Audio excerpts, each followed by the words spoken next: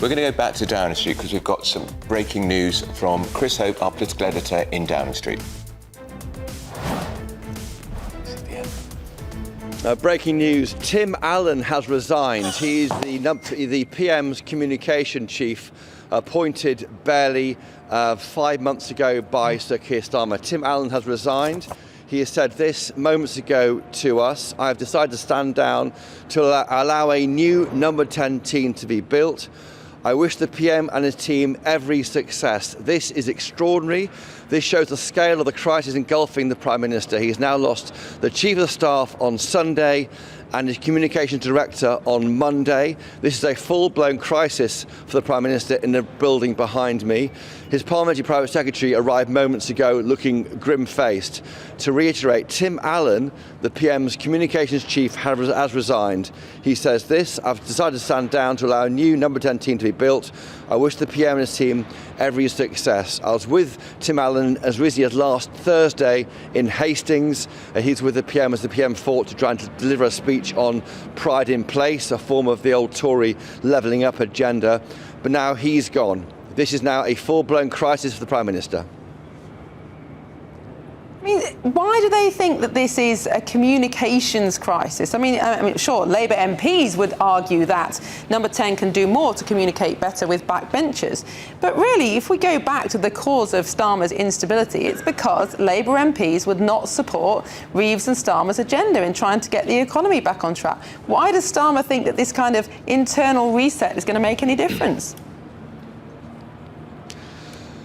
I don't know. I don't know the answer to that question, Miriam. What's clear is that it's possible that Tim Allan may have supported the appointment of Peter Mandelson, and as soon as Morgan McSweeney resigned, when asked to give advice, Tim Allan had to go too. The bar is set very, very high for staying on for anyone with connections with Peter Mandelson. We know, of course, Tim Allan used to be Tony Blair's communications secretary for the first year in office, 97 to 98. It may well be that Tim Allan will be shown in those vetting documents to also have supported the appointment of Peter Mandelson. And if so, he had to go too. But you can't keep shedding advisors if you're the Prime Minister. At some point, the buck stops with you.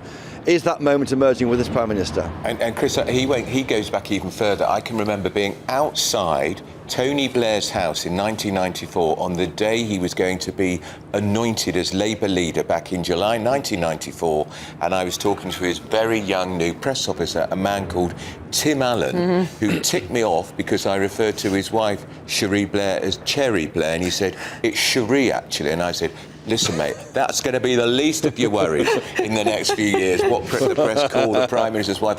But that's how far back he went in the Blair era. Peter Mandelson in those days was hugely important to Tony Blair, and Mandelson and Tim Allan are incredibly close. There'll be lots of photographs of them together, and I think it is beyond doubt, Chris, that he would have been supporting Mandelson for that job as ambassador. Well, we don't know that, and that's not what's being said by Tim Allan. To reiterate what he is saying, I have decided to stand down to allow a new number 10 team to be built. I wish the PM and his team every success. Now, it's worth remembering why on earth Tim Allan was appointed. Viewers and listeners of GBNews don't need to know who he is, but his role was to shape the agenda, the messaging for this government. He was trying to speak to these influencers, these TikTokers, YouTubers, getting them to try and help get the PM's message out away from pesky journalists like myself, and trying to find a way to reach the audience that way. That clearly hasn't worked. He was the comms chief who got rid of access to the PM's team by getting rid of, I think it was 3 afternoon lobby briefings, so we have less access to the Prime Minister. It looked like the PM was retreating into a bunker, and frankly that's what it appears now. But Tim Allan was brought in to replace Stephanie Driver, a very, very well-regarded communications chief at the time, back in August, September last year. Now, Stephanie Driver had been with the Prime Minister since he was leader of the opposition back in 2019-2020. He was someone who knew the PM before he became PM, who could go into a room, close the door behind her, and frankly tell the PM how he was going wrong. By hiring Tim Allan last August, that was a bad move, I think, in the sense that he was simply someone who hadn't known Keir Starmer as long as someone like Steph Driver, who can frankly speak truth to someone who's in power. That hasn't happened, and now Tim Allan has gone. He came from somewhere called Portland Communications. That was a kind of Blairite PR company. He was, he's well regarded, but I think he was really from a different era. He was someone from before Twitter, social media was around. He did his best to come to terms with that, and of course he spoke about bringing in influencers, TikTok and the like, try and get the PM to a different audience. But he clearly, whether he's been moved out by the PM or decided to go himself voluntarily, we don't know. And as Andrew Pearce is saying there, of course, he was known to be close to Peter Mandelson. Is this the start of a purge of people around the PM? Anyone who's close to Peter Mandelson has to go. A senior MP told me last night that Starmer has to come out fighting and do what needs to be done to cleanse politics. And that MP went on further, and they said that if anyone has the mobile phone number of Peter Mandelson, they shouldn't be in government. That man, Mandelson, is a live rail now in politics. If you're near him, you're out. We might see more of this later. That's Chris Hope, who will keep us up to date on the breaking news there that the latest comms chief has gone from number 10. He only was appointed in September last year. There's nothing more important than keeping you and your loved ones safe online. With so many VPN options available, choosing the right one can be pretty daunting. And with their Valentine's Day sale, this video's sponsor, ExpressVPN, is making the choice easier for GBNews viewers. It's the easiest way to stay safe online, protect your money, and save big for less than £2 a month. Click the link in the video's description or scan the QR code today.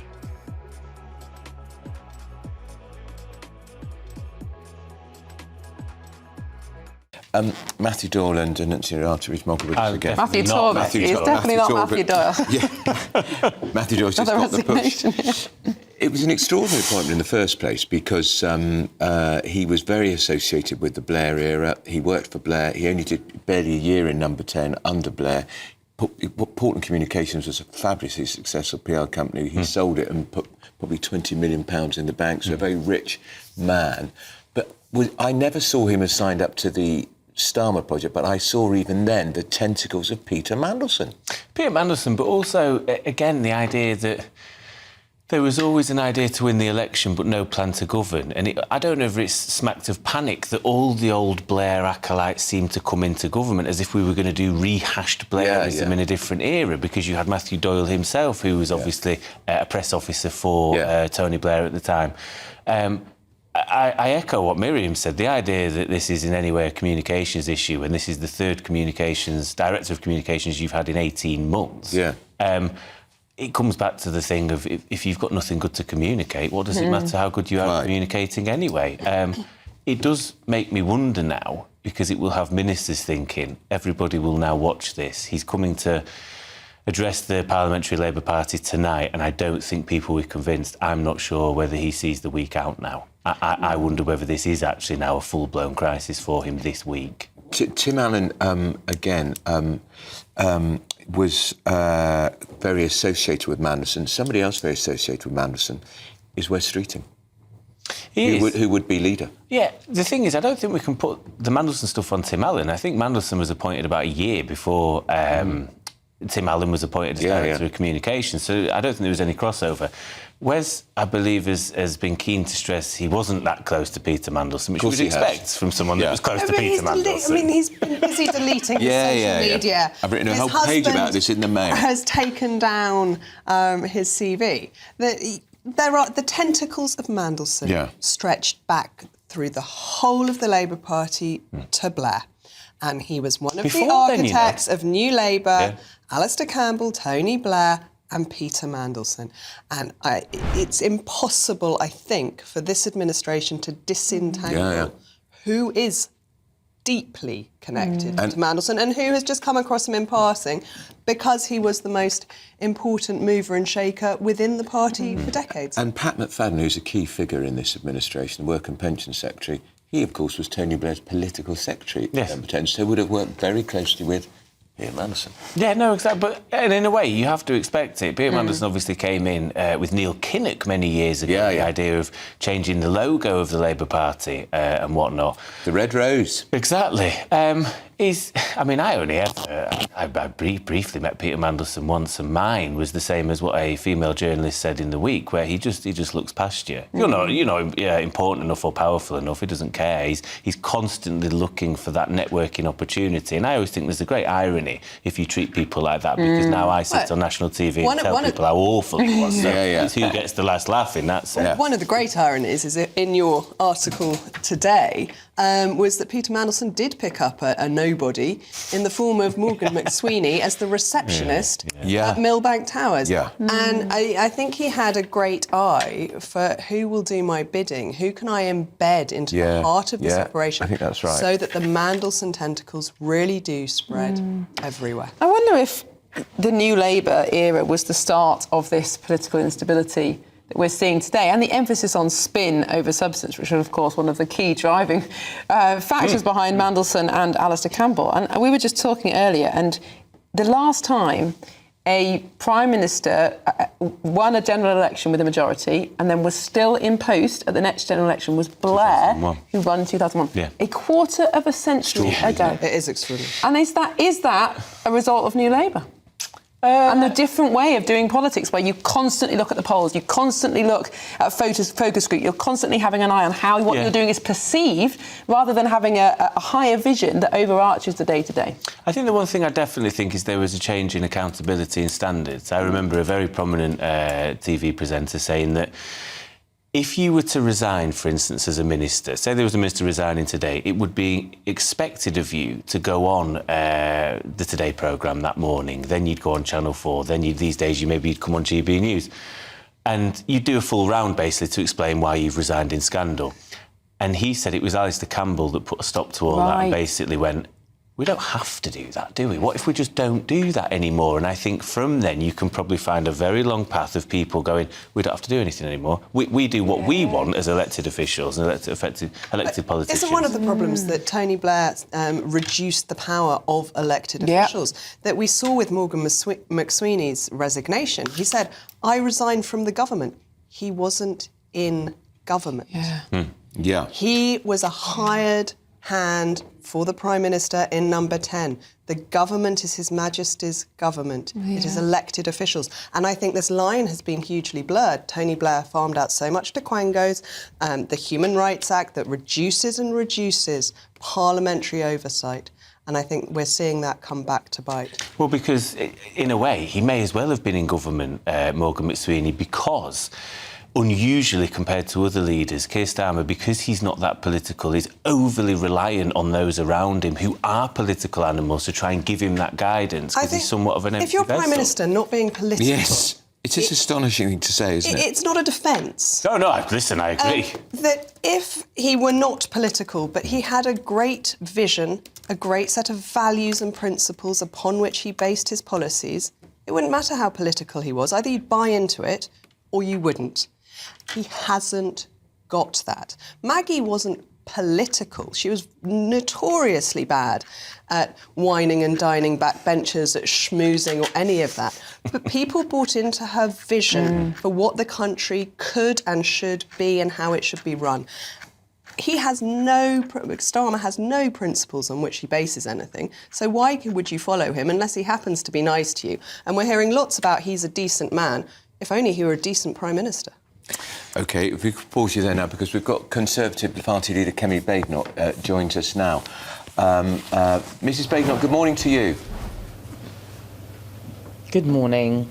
Another day, another resignation. This time it is Tim Allan, I think he's the fourth Communications Secretary for the Prime Minister in 18 months. Does this suggest a full-blown crisis in 10 Downing Street? I think suggest is an understatement. This is a full-blown crisis in Downing Street. The Prime Minister's position is in peril. Personally, I think, given what Morgan McSweeney said yesterday, it's untenable. The person providing advice, when asked, has gone, but the person who made the decision is still in post. It says a lot about the Prime Minister's judgment. He cannot build a team. He's got, he's in office, not in power. He's weak, can't get his legislation through. We are not being governed, and that's a problem. On Tim Allan, the suggestion is that he too was one of those who was advocating Mandelson should be the ambassador to Washington, and perhaps that's why he's gone. But the fact is, it was the Prime Minister ultimately, Mrs Badenoch, who took that decision to make Mandelson the ambassador, and he's still there. Yes, that's right. Yes, that's right. I can just about hear you. Your voice is fading a bit, but I can just about hear you. Yes, you're right. It was his decision ultimately to make him ambassador. That's correct. Kemi Badenoch, in our political system, we have general elections every 5 years. The voters decide who becomes the governing party and therefore the Prime Minister. Whatever you think of Keir Starmer and the Labour Party, he does have a mandate from the British people. Do you think democratically it's the right thing for him to step down or be ousted? And if so, who would be better placed to replace him in the interest of the nation? Well, the Prime Minister is the person who can command a majority in Parliament. That's the system we have in our country. We don't have a presidential system. And you would have seen over the centuries, I would say, people change, the Prime Ministers change without elections. Labour has a huge mandate. They're not going to have an election because most of them know they'll be out of a job. What do they need to do now? My suggestion to them is get a grip and put someone in there who knows what they're doing. If Keir Starmer can't do it, put someone who can. And no, that's not Angela Rayner, who obviously can't do the job, or Wes Streeting, who's been massaging the NHS figures. What we need right now is a government that is looking after the interests of people like the ones I've been speaking to here on Godalming High Street. I'm in a pub right now talking to someone who is dealing with business rates increases, dealing with the jobs tax, not being able to hire staff, endless increases in costs. What's the government doing? They're talking about themselves. You know, I was in a shoe shop where the owner said, I hope that they can finish this Epstein thing so that they can start talking about my problems. That's what I'm trying to do. Get a grip, Labour MPs, put in someone who knows what they're doing so that you can start running the country. I'm doing my job. I'm holding the government to account. What are they doing? Absolutely nothing. Can I ask you a specific question on Mandelson? It appeared at the weekend that he's been given a payoff of around £50,000 to £55,000. Can you hear me? We're losing her. Have we got you, Mrs Badenoch? Oh, I can't hear. I heard £55,000, but yeah, it's just are you asking me about the payoff? Yes, I am. Yes, I am. Yes, that's better. I can hear you now. Yes, he's had a payoff of up to £55,000, even though he was sacked as ambassador. Should he, A, have been given that payoff, and secondly, should he have to repay it? Well, I think it's a very interesting question. We have not been given a full account of exactly what happened where. I think that when we see the release of all these files, a lot more is going to come out that will let us know exactly on what terms that payoff was made. Very often when people are removed from a job in government or in the civil service without notice, they do get those payoffs. But the bottom line is that Peter Mandelson in the job hadn't done anything that Keir Starmer didn't know about. That's the key issue. It is still about Keir Starmer making the appointment. He appointed someone who he shouldn't have appointed, had to give him a payoff. All of this lies at the door of Keir Starmer, and he has a lot of questions still to answer. Sacrificing his chief of staff is not going to do the job. There is still a lot more to come out. But if you don't think that Wes Streeting is the answer, or Angela Rayner, there must be someone who you do think could lead the Labour Party in the national interest. Who is that person? It's not my job to do their HR for them. I am the leader of the opposition. Yes, but it's if my you're job to hold them calling for to the account. resignation of the Prime Minister... No. My job is to show people why the Conservatives are a better alternative. Of course, but you've called for the resignation of... But you've called for the sort out... Of course, but you've called for the resignation of Rachel Reeves, Angela Rayner, Peter Mandelson, now ask Keir Starmer to consider his position. Of course, it's all very well and part of your job to criticise your opponents, but if they're going to step down and the mandate of the British people is going to be respected, a Labour government, surely you have some idea of who should replace them. The person who should replace them is me and my team of Conservatives. I have said that Labour we have MPs an election are as bad every as each 5 other, years. That is our system. asking me to pick which particular poison we should swallow. That's not my job. It is their job to pick their leader. It is not my job to pick their leader for them. If people want a party that is serious, has credible people who are not doing psychodrama, who are thinking about the economy, who've got a plan, abolishing business rates on the high street, abolishing stamp duty, getting people back to work, get Britain working again, that's Conservatives. It's not my job to do their HR. But unfortunately, we have 3.5 years to go before that election, and the country surely needs some sort of stability. That is the sad thing. Yeah, yes, it does. And what I'm doing is everything I can to mitigate the problems they've been putting out there. U-turn after U-turn, it's been us that have been doing that. You look at the mess they made with the two-child benefit cap. We campaigned so hard and targeted Labour MPs when it came to the winter fuel payment. You look at what they did on the National Grooming Gangs inquiry. Who was it that kept asking Keir Starmer again and again and again? This stuff about Peter Mandelson, his sacking wouldn't have happened without me asking in September, and the files that are being released wouldn't have happened, McSweeney going, without me asking this last week. I am doing my job. I'm the only person who is holding Labour to account. The Lib Dems are helping them. Reform are too busy attacking us.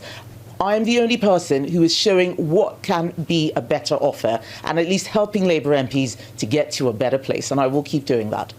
All right, that is Kemi Badenoch, Mrs Kemi Badenoch, the leader of the Conservative Party. Thank you so much for joining us in Godalming in Surrey.